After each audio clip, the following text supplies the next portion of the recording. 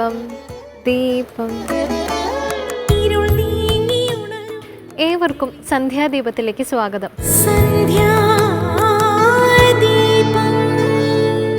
പുരാണ ഇതിഹാസങ്ങളിൽ പല ഭാഗത്തും പുത്രകാമേഷ്ടി യാഗത്തെക്കുറിച്ച് വിവരിക്കുന്നുണ്ട്. രാമായണത്തിന്റെ തുടക്കത്തിൽ സന്താനങ്ങളില്ലാതിരുന്ന ദശരഥൻ കുലഗുരുവായ വസിഷ്ഠന്റെ നിർദ്ദേശപ്രകാരം ഋഷ്യശൃംഖനെ വരുത്തി. സരയൂ തീരത്തിൽ പുത്രകാമേഷ്ടി യാഗം നടത്തുന്നു. അങ്ങനെയാണ് ശ്രീരാമാദികളുടെ ജനനം.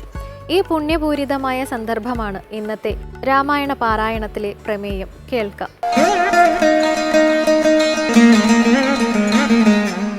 തന്നുടെ ഗുരുവായ വസിഷ്ഠ നിയോഗത്താൽ മന്നവൻ വൈഭണ്ഡകൻ തന്നെയും വരുത്തിനാൻ. ശാലയും പണി ചെയ്തു സരയൂ തീരത്തിങ്കൽ ഭൂലോകപതി യാഗം ദീക്ഷിച്ചാൻ അതുകാലം.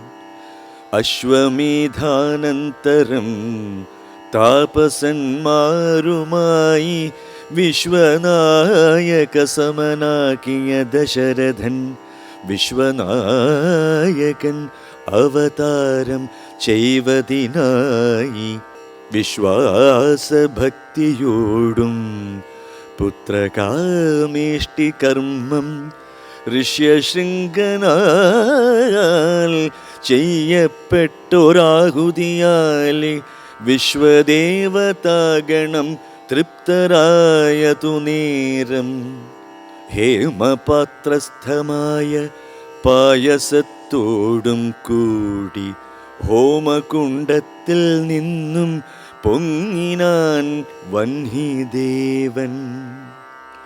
താവകം പുത്രീയം ഇപ്പായസം കൈക്കൊള്ളുക നീ, ദേവനിർമ്മിതം എന്നു പറഞ്ഞു പാവകനും ഭൂപതി പ്രവരനു കൊടുത്തു മറഞ്ഞിതു.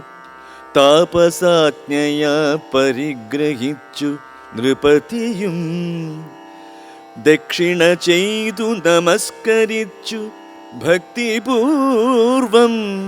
ദക്ഷനാം ദശരഥൻ തൽക്ഷണം പ്രീതിയോടെ കൗസല്യാദേവിക്കർത്ഥം കൊടുത്തു. നൃപവരൻ ശൈഥില്യാത്മനാ പാതി നൽകിനാൻ കൈകേയിക്കും.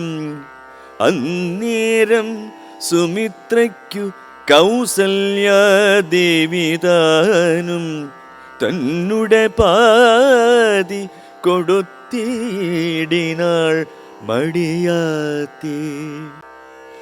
എന്നതു കണ്ടു പാതി കൊടുത്തു കൈകേയിയും മന്നവനതു കണ്ടു സന്തോഷം പൂണ്ടാനേറ്റം.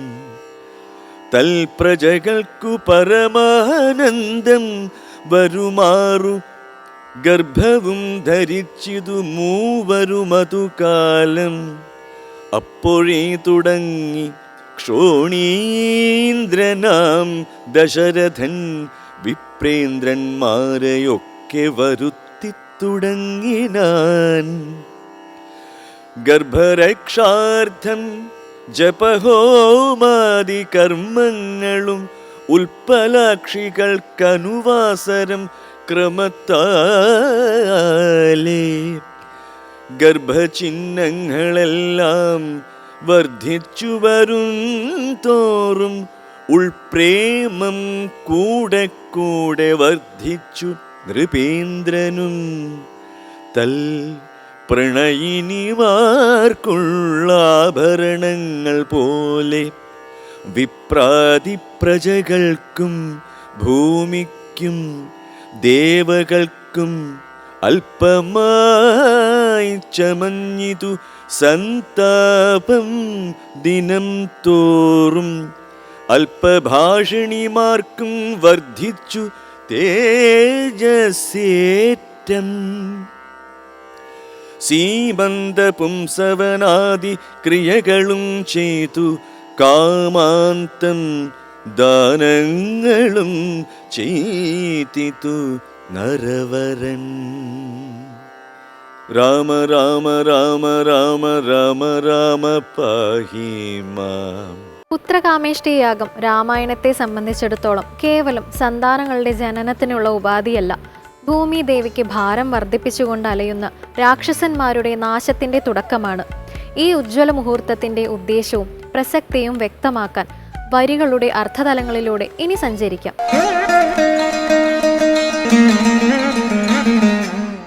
രാമായണ വ്യാഖ്യാനത്തിലേക്ക് എല്ലാവർക്കും ഹൃദയം നിറഞ്ഞ സ്വാഗതം. കഴിഞ്ഞ അധ്യായത്തിൽ നമ്മൾ ചർച്ച ചെയ്തത് ശ്രീപരമേശ്വരൻ ദേവിക്ക് ഭഗവാന്റെ തത്വം ചുരുക്കി പറഞ്ഞു കൊടുക്കുന്ന ഭാഗം വരെയാണ്. ഭഗവാന്റെ ചരിതം എന്ന് പറഞ്ഞാൽ അത് ഭഗവാന്റെ തത്വമാണ്, സാക്ഷാൽ ശ്രീരാമതത്വം ആണ് അതിൻ്റെ യഥാർത്ഥ കാമ്പ് എന്ന് നമ്മൾ കഴിഞ്ഞ അധ്യായത്തിൽ ചർച്ച ചെയ്ത് നിർത്തി. രാമായണം ആദ്യ അവസാനം നമ്മൾ പഠിക്കേണ്ടത് അത് രാമനാണ് എന്നുള്ള ബോധത്തിലാണ്, ബ്രഹ്മബോധമാണ് എന്നുള്ള ബോധ്യത്തിലാണ്. അപ്പോൾ ദേവി ഭഗവാനോട് പറഞ്ഞു, ഭഗവാനെ, എനിക്ക് ശ്രീരാമചന്ദ്രസ്വാമിയുടെ കഥ, അദ്ദേഹത്തിൻ്റെ ചരിതം ചുരുക്കി കേട്ടാൽ പോരാ, അത് വിസ്തരിച്ച് തന്നെ അറിയണം. ആ കർണാമൃതമായിട്ടുള്ള കഥയെ എനിക്ക് വിസ്തരിച്ച് പറഞ്ഞു തരണം എന്ന് പറഞ്ഞു. ദേവിക്ക് ഭഗവാൻ ശ്രീരാമചന്ദ്രസ്വാമിയുടെ ജന്മോദ്ദേശ്യം എന്താണെന്ന് പറഞ്ഞു കൊടുത്തു. എന്തിനു വേണ്ടിയിട്ടാണ് ഭഗവാൻ ഭൂമിയിൽ അവതരിച്ചതെന്ന് പറഞ്ഞു കൊടുത്തു. രാവണൻ്റെ ശല്യം, വരലബ്ധിയിൽ അഹങ്കാരത്തിൽ മത്തുപിടിച്ചിട്ടുള്ള രാവണൻ ലോകത്തെ മുഴുവൻ നശിപ്പിക്കാൻ വേണ്ടിയിട്ടുള്ള കർമ്മങ്ങൾ ചെയ്തു തുടങ്ങി. അതാണ് വരലബ്ധിയിൽ മനുഷ്യൻ അഹങ്കരിക്കുമ്പോഴും, സിദ്ധികളിൽ മനുഷ്യൻ അഹങ്കരിക്കുമ്പോഴും അതേ സിദ്ധികളാണ് അവന് തിരിച്ചടിയാവുക. രാവണന് കുറച്ച് ഭാഗത്തിലേക്ക് എത്തുമ്പോൾ, കുറച്ച് മുന്നോട്ടെത്തുമ്പോൾ നമുക്ക് കാണാൻ പറ്റും രാവണൻ്റെ സിദ്ധികൾ രാവണൻ എങ്ങനെയാണ് തിരിച്ചടിയാവണത്, അഹങ്കാരം എങ്ങനെയാണ് തിരിച്ചടിയാവണത്. ആ അഹങ്കാരം ഭൂമിഭാരം വർദ്ധിപ്പിച്ചപ്പോൾ ഭൂമിദേവി പശുവിൻ്റെ രൂപത്തിൽ, ഗോരൂപത്തിൽ ദേവന്മാരോടൊക്കെ കൂടി സാക്ഷാൽ ആദിനാരായണൻ്റെ മുന്നിൽ ചെന്നു. ഭഗവാനെ, ഭൂമിയുടെ ഭാരം വർദ്ധിച്ചിരിക്കുകയാണ്, രാവണൻ്റെ ചെയ്തികൾ സഹിക്കാൻ പറ്റണില്ല, എങ്ങനെയെങ്കിലും ഈ ഭൂമിയുടെ ഭാരത്തെ അങ്ങ് കുറക്കണം എന്ന് പറഞ്ഞു. അപ്പോൾ ഭഗവാൻ അവർക്ക് കൊടുക്കുന്നൊരു ഉപദേശമുണ്ട്. എന്നെ പുത്രനായിട്ട് കിട്ടാൻ വേണ്ടിയിട്ട് പണ്ട് കശ്യപ പ്രജാപതിയും അതിഥിയും തപസ് ചെയ്തിട്ടുണ്ടായിരുന്നു. അവർ ഈ ജന്മത്തിൽ ദശരഥനും കൗസല്യവുമായിട്ട് ജനിച്ചിട്ടുണ്ട്. അവർക്ക് പുത്രനായിട്ട് ഞാൻ ജനിക്കും. ആ പുത്രൻ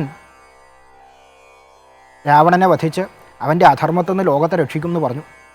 ദശരഥ മഹാരാജാവിൻ്റെ അവസ്ഥ, എല്ലാ സൗഭാഗ്യങ്ങളും ഉണ്ട്, എല്ലാ സുഖ സൗകര്യങ്ങളും ഉണ്ട്, എന്നാൽ സന്താനമില്ല.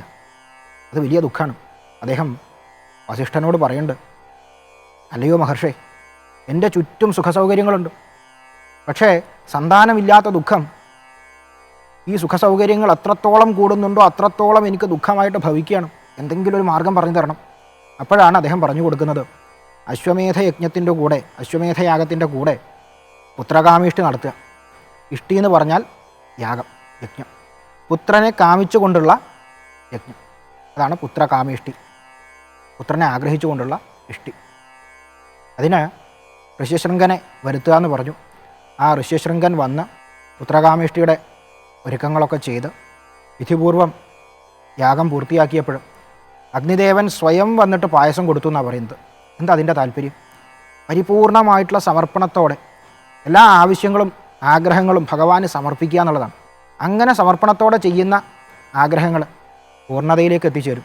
അവിടെ ശ്രദ്ധിക്കേണ്ട ഒരു കാര്യം, നമ്മുടെ പൂർവ്വകർമ്മങ്ങൾ കൂടി അതിനെ സ്വാധീനിച്ചിട്ടുണ്ട്. ഇവരുടെ പൂർവ്വത്തിൽ ചെയ്തിട്ടുള്ള തപസ്സിൻ്റെ ഫലമാണ് ഭഗവാൻ പുത്രനായിട്ട് ജനിക്കുന്നത്. ആ പുത്രകാമേഷ്ടിയുടെ പൂർത്തീകരണത്തിന്, അതിൻ്റെ ഫലലബ്ധിക്ക് കാരണം ആ പൂർവ്വകർമ്മങ്ങൾ കൂടിയാണ്, പൂർവ്വത്തിലുള്ള പുണ്യം, അതുകൂടി വളരെ പ്രധാനപ്പെട്ടതാണ്. ഇത് രണ്ടും സംയോജിച്ചപ്പോൾ, സമർപ്പണവും പുണ്യവും സംയോജിക്കുമ്പോഴാണ് അവരുടെ ഭാഗ്യോദയമായിട്ട് സാക്ഷാൽ ഭഗവാൻ തന്നെ പുത്രനായിട്ട് വരുന്നത്. ആ പാൽപ്പായസം അഗ്നിദേവൻ ദശരഥ മഹാരാജാവിന് കൊടുത്തു. ദശരഥ മഹാരാജാവ് കൗസല്യക്കാണ് ആദ്യം ആ പായസം കൊടുക്കുന്നത്, അതിൻ്റെ പകുതി. ബാക്കി പകുതി കൈകേയിക്ക് കൊടുത്തു. ഇപ്പോൾ കൗസല്യ ഏറെ സന്തോഷത്തോടു കൂടിയിട്ട് തനിക്ക് കിട്ടിയതിൻ്റെ പകുതി സുമിത്രയ്ക്ക് കൊടുത്തു. അത് കണ്ടപ്പോൾ കൈകേയി തനിക്ക് കിട്ടിയതിൻ്റെ പകുതി സുമിത്രയ്ക്ക് വീണ്ടും കൊടുത്തു. അങ്ങനെ സുമിത്രയുടെ കയ്യിൽ 2 പാതി കിട്ടി. ഇവർക്ക് കിട്ടിയതിൻ്റെ ഓരോന്നിൻ്റെയും പാതി സുമിത്രയ്ക്ക് 2 തവണ കിട്ടി. കൈകേയിക്ക് കിട്ടിയിട്ടുള്ള ഭാഗം ഭരതനായിട്ട് മാറി. കൗസല്യക്ക് കിട്ടിയിട്ടുള്ള ഭാഗം സാക്ഷാൽ ശ്രീരാമചന്ദ്രസ്വാമിയായിട്ട് തന്നെ മാറി. ആ ഭാഗത്തുനിന്ന് പകുത്തു കൊടുത്ത സുമിത്രയ്ക്ക് നൽകിയിട്ടുള്ള ഭാഗമാണ് ലക്ഷ്മണൻ. കൈകേയിയുടെ ഭാഗത്തുനിന്ന് പകുത്തു കൊടുത്തിട്ടുള്ളതാണ് ശത്രുഘ്നൻ. രാമലക്ഷ്മണന്മാരും ഭരതശത്രുഘ്നന്മാരും എന്നും പരസ്പരം കൂടെ നടക്കുന്നതിൻ്റെ താല്പര്യമായിട്ട് വാൽമീകി മഹർഷി പറഞ്ഞിട്ടുള്ള കാര്യമാണത്. അങ്ങനെ ആ പുത്രന്മാർ ഭൂജാതന്മാരാവുന്നതിൻ്റെ എല്ലാ ലക്ഷണങ്ങളും കണ്ടു തുടങ്ങി. ഗർഭം പൂർണ്ണമാവുന്ന അവസ്ഥയിൽ ശുഭചിഹ്നങ്ങൾ കണ്ടു. ഈ സന്തോഷത്തിൽ രാജാവ് രാജ്യത്തെ അറിവുള്ളവർക്ക്, ബ്രാഹ്മണർക്ക്, ഋഷീശ്വരന്മാർക്ക് എല്ലാവർക്കും സമ്മാനങ്ങൾ നൽകി. എഴുത്തച്ഛൻ മനോഹരമായിട്ട് പ്രയോഗിക്കുന്നൊരു കാര്യമുണ്ട്. ഗർഭകാലം അടുക്കുമ്പോൾ പത്നിമാരുടെ ആഭരണങ്ങൾ കുറഞ്ഞു വരികയാണ്. എപ്രകാരമാണോ ആ ആഭരണങ്ങൾ അവർ ധരിക്കുന്നത് കുറയ്ക്കുന്നത്, അതേമാതിരി ഗർഭകാലം അടുക്കുന്തോറും ഈ പ്രപഞ്ചത്തിൻ്റെ മുഴുവൻ സന്താപങ്ങളും കുറഞ്ഞു വരിക. കാരണം ഭഗവാൻ ഭൂജാതനാവാൻ പോവുക. രാമൻ ആ പരമാനന്ദം ഭൂജാതനാവാൻ പോവുകയാണ്. ആ സമയത്ത് ബ്രഹ്മബോധം ഭൂമിയിലേക്ക് വരണ സമയത്ത് അതിൻ്റെ ലക്ഷണം ആനന്ദം. ആ ആനന്ദം പ്രപഞ്ചം മുഴുവൻ അനുഭവിച്ചു എന്നാണ് പറയുന്നത്. ഭഗവാന്റെ ജനനത്തോട് ആ ആനന്ദത്തെ വരവേൽക്കാൻ വേണ്ടിയിട്ട് അയോധ്യ നഗരി എപ്രകാരമാണോ സന്നദ്ധമായിട്ട് നിന്നിട്ടുള്ളത്, ആ രാമായണത്തിൽ നിന്ന് പൂർണ്ണാനന്ദത്തെ അനുഭവിക്കാൻ നമ്മൾ ഓരോരുത്തരും സന്നദ്ധരായിട്ട് നിന്നുകൊണ്ട് ഭഗവാനെ സാഷ്ടാംഗം നമസ്കരിച്ചിട്ട് ഇന്നത്തെ അധ്യായം നമുക്കിവിടെ അവസാനിപ്പിക്കാം. ഹരി ഓം തത്സത്.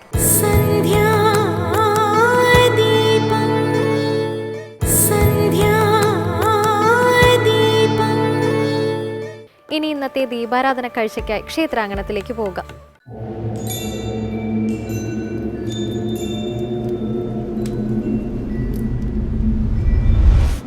രാമ രാമ രാമ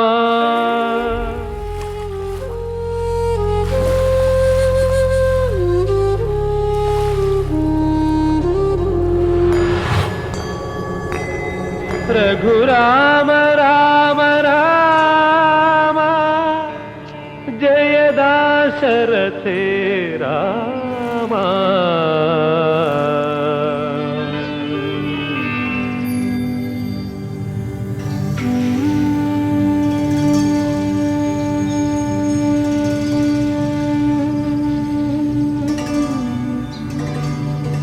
രാമ രാമ രാമ ലോകാഭിരാമ.